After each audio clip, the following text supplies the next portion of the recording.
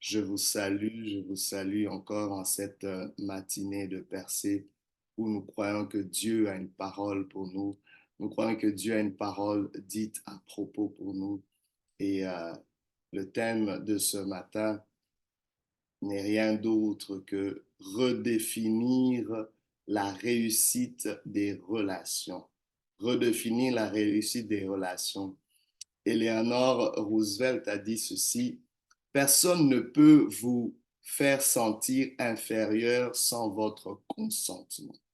Je répète, personne ne peut vous faire sentir inférieur sans votre consentement. Cette citation souligne l'importance de la dignité personnelle et de la préservation de l'intégrité indépendamment de l'opinion des autres. C'est très important. Mais où est-ce que ça vient, ce besoin, de ce souci de redéfinir la réussite des relations? Vous savez, parfois, nous pouvons nous trouver dans une situation où nous avons été longtemps affamés dans nos relations par des carences en termes de respect, d'attention, d'affection, hein, que nous sommes rendus à un point où nous définissons notre réussite relationnelle par la recherche d'une sécurité, même si cela met en péril notre liberté ou notre dignité.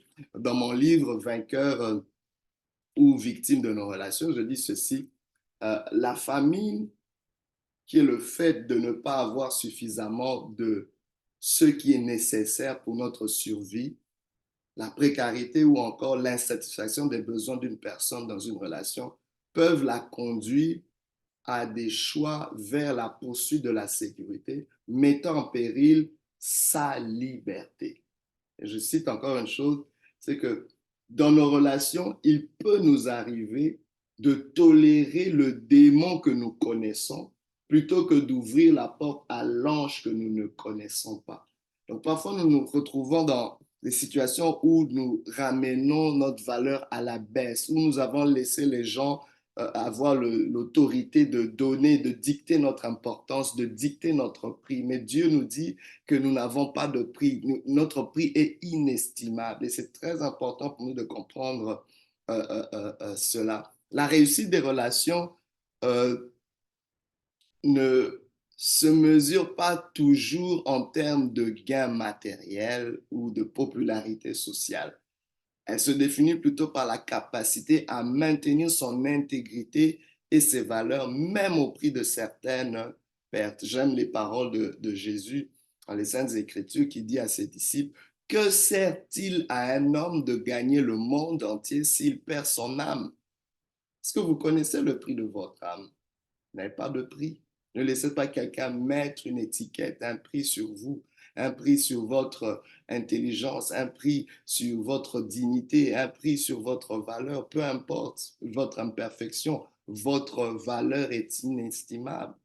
Cette question rhétorique souligne l'importance de préserver notre dignité et nos valeurs au-delà de tout succès matériel ou relationnel apparent. Aucune relation ne vaille la peine de troquer ou de réduire notre valeur ou notre dignité. Ça, c'est une clé majeure pour la réussite de nos relations. Rosa Parks, Rosa Parks, qui est connue pour avoir été cette étincelle qui a déclenché un grand mouvement des droits civiques aux États-Unis. En refusant de céder sa place dans un bus à Montgomery, en Alabama, Rosa Parks a subi des pertes personnelles et même professionnelles en plein milieu de la ségrégation. Cependant, son acte de courage a déclenché le mouvement des droits civiques et a montré que la vraie réussite réside dans la défense de la dignité et des droits humains. C'est très important parce que beaucoup parfois, je vois des gens qui ont reçu, à qui on donne l'agréable sans donner l'utile. Vous savez, on est parfois dans des relations qui nous donnent l'agréable sans nous donner l'utile. Regardez, un père qui vous donne son argent, qui donne de l'argent à ses enfants sans leur donner sa présence. Il leur donne ce qui est agréable sans leur donner ce qui est utile. Quand je vois un homme qui va donner à une femme toutes sortes de bijoux sans lui donner son cœur, Vous voyez? Alors, on se trouve dans des compromis comme ça, des compromissions comme ça qui nous laissent vraiment assécher. Et c'est important qu'on puisse parler de le fait de redéfinir la réussite des relations. Parce que nous vivons une guerre de définition. Si les concepts ne sont pas bien définis, ça va affecter notre poursuite. Parce que à quoi ça sert de poursuivre une course si les enjeux ou l'objectif de la course n'a pas été bien défini dès le départ? Vous risquez d'arriver dans une ligne d'arrivée qui ne vous correspond pas. Et ça, c'est la pire des choses, d'avoir couru la mauvaise course. En tout cas, je ne le vous souhaite pas. Alors, pourquoi redéfinir la réussite des relations? Redéfinir la réussite des relations est essentiel car cela nous libère de la pression sociale et des attentes irréalistes. Beaucoup souffrent à cause des attentes irréalistes. Cela vient nous décharger de ce poids. Si nous mesurons la réussite uniquement par le nombre d'amis ou de relations que nous maintenons, nous risquons de compromettre nos valeurs pour éviter la solitude ou le rejet.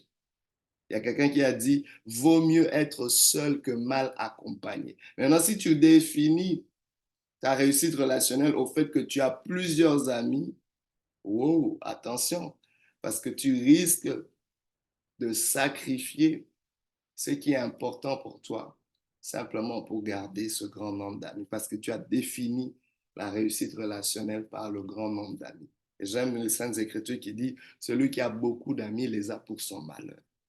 On ne devrait pas oublier cela. Alors, méfiez-vous des, de mal, de toute mauvaise, de toute erreur d'étiquetage de réussite relationnelle.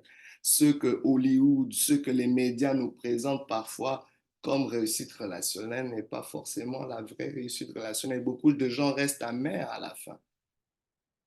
C'est important pour nous de revenir dans certains fondements et de comprendre cela. Car et j'aimerais aussi qu'on puisse comprendre une chose. Si nous ne sommes pas prêts à subir certaines pertes pour garder et préserver nos valeurs et nos principes, nous sommes réellement en train d'échouer. Nous sommes réellement en train d'échouer.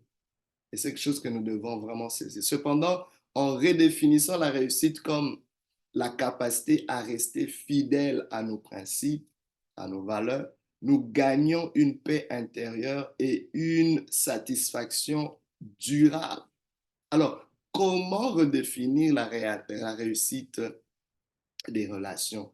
Premièrement, nous devons faire une évaluation de nos valeurs, identifier ce qui est vraiment important pour nous, pas nous laisser imposer par ce que le monde, l'opinion publique pense. Non, non, non. Asseyez-vous et décidez qu'est-ce qui est important pour vous et refusez de compromettre ces valeurs, même si cela signifie perdre des relations. Parce que sans vos valeurs, vous n'êtes plus rien. Parce que la meilleure ou la première relation avec laquelle vous devrez vraiment être en harmonie, c'est avec vous-même. Parce que c'est avec vous que vous pouvez tisser ou bâtir les autres relations. La relation que vous avez avec vous va servir de modèle, va servir de précédent, de fondement pour gérer les autres relations. C'est comme ça que vous ne pouvez pas aimer les autres plus que vous ne vous aimez vous-même. Vous ne pouvez qu'aimer les autres à la mesure dont vous vous aimez. Ça, quand je vois parfois les gens mépriser, abuser les autres, c'est un reflet de l'abus et du mépris qu'ils ont d'eux-mêmes.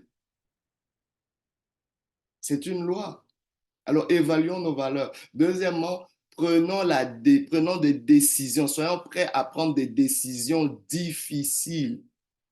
Parfois, nous devons laisser partir des relations toxiques pour préserver notre bien-être et notre intégrité. C'est important qu'on soit prêt à aller là. Troisièmement, nous devions nous inspirer d'exemples de réussite des relations. Peut-être dans votre entourage, peut-être des aînés, vos parents, je ne sais pas. Ou si vous n'avez pas de bons exemples autour de vous, il y a des livres où nous pouvons voir des exemples. Il y a plein de biographies où nous pouvons avoir plein d'anecdotes, plein d'exemples de réussite, de cas concrets Inspirons-nous de cela. La Bible est une grande ressource. Il y a beaucoup d'exemples bibliques. On peut utiliser certaines histoires. Je vois par exemple l'histoire de quelqu'un comme Daniel dans la fosse au lion. Cet homme, Daniel, a refusé de compromettre sa foi, même face à la mort. Sa fidélité et ses principes a finalement conduit à une grande démonstration de la puissance de Dieu et au respect de son intégrité par ceux qui l'entouraient. Il a perdu des relations, il a perdu son poste, il a perdu des choses, mais il a gardé son intégrité, ses valeurs, et par là, il a récupéré la louange, l'acclamation de plusieurs. Vous n'êtes pas perdant quand vous choisissez de garder vos valeurs. Vous retrouvez réellement les vraies relations qui vous correspondent et qui peuvent aller loin avec vous.